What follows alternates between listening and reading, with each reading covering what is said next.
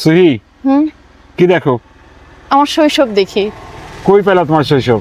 এই যে দেখো, আর এই যে এটার ভিতরে যে বিচি হয় না, বিচিটা একটু বড় হয় এই এর কাঁচা দেশি খেজুর না, হ্যাঁ, দেশি খেজুরের বিচিটা একটু বড় হয়। আমরা এই বিচি মানে খেজুর তো খাইতাম, আবার খাওয়ার পরে এই বিচি কেটে হ্যাঁ 4 গুটি খেলতাম। মানে 2টা বীজ লাগতো, ওটা কাটা 4 ভাগ করতাম।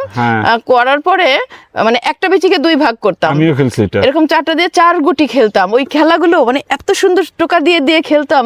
মানে এখন আর ওই খেলাই তো দেখি না। বাচ্চারা গ্রামীণ খেলায় না এর একটা ব্যাপার ছিল জানো, মনে পড়লো এখন। আমাদের গ্রামীণ খেলা যদি ধরো ওই যে 4 গুটি, ওটা আমরাও খেলেছি। যদি মিলে যেত ছড়াই নিতাম, ঠিক আছে। এই গ্রামীণ খেলায় যেটা হতো তোমার এইভাবে মারতাম, মানে এইম হতো মানুষের, বুঝছো, এইম ঠিক হইতো। আর একটা বড় ব্যাপার ছিল আমাদের গ্রামীণ খেলায় কোনো টাকা পয়সা ব্যয় হইতো না। এখন যদি বলো তুমি যে ক্রিকেট খেলতে যাও, ব্যাডমিন্টন খেলতে যাও, অনেক টাকা পয়সা ব্যয় হয়ে যায়। আমাদের গ্রামীণ খেলাগুলোর না কোনো টাকা পয়সা ব্যয় হতো না। আসলেই। কই পেলা তোমার শৈশব? এই যে দেখো, এই যে রাস্তা দিয়ে যাচ্ছিলাম, পথে এই গাছটা দেখে না আমার এত ভালো লাগলো। মানে সেই ছোটবেলায় মানে অনেকে তো যে আমাদের দেশি খেজুর এগুলো চিনেও না। এগুলো আমাদের দেশি খেজুর। এখন তো মানুষ খেজুর বলতে ওই যে কেবল হচ্ছে, কিন্তু খেজুরটা হ্যাঁ এখনো বাতি হয় নাই, একদম সবুজ। এটা যখন পাকবে না, তখন এই যে ডাটাটা যেরকম এই যে হলুদ না, এই পাকলে এই খেজুরটা ওইরকম হলুদ হয়ে যাবে। এই ছোট খেজুর এবং বেশি যখন একদম পাকবে, খাওয়ার উপযোগী যখন হবে, তখন কিন্তু আবার ওই যে চকলেট কালার হবে, মানে খেজুর যেই কালারের আর কি। না, অত ডার্ক হয় না।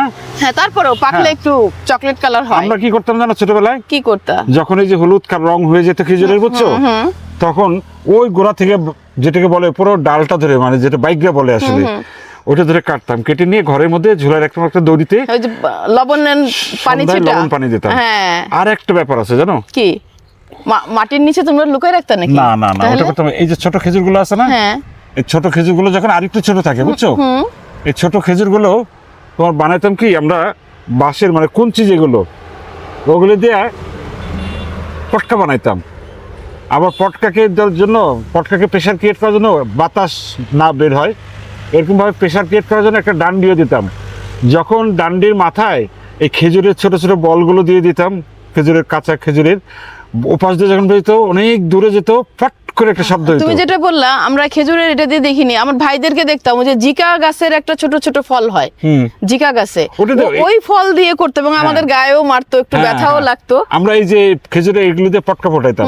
কিন্তু ওই যে তুমি যেটা বললা না, যে লবণ দিয়ে করা, পানি ছিটায় দেওয়া, আমি গ্রামে দেখতাম আমাদের ছোটবেলাতে এই যে এগুলো না মাটি গর্ত করে বাচ্চারা মাটির নিচে মাটি চাপা দিয়ে রাখতো, পরে আবার সেই খুদে খুদে সেগুলো বের করে শেয়ালের মতো একদম পেকে যেত।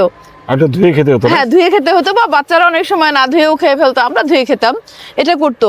মেহেদি, আমি তো আমার শৈশব পাইলাম, তুমি কি পাইলা? আমি তোমার কারণে আমি আমার নস্টালজিক শৈশব দেখিলাম চক্ষু মেলিয়া।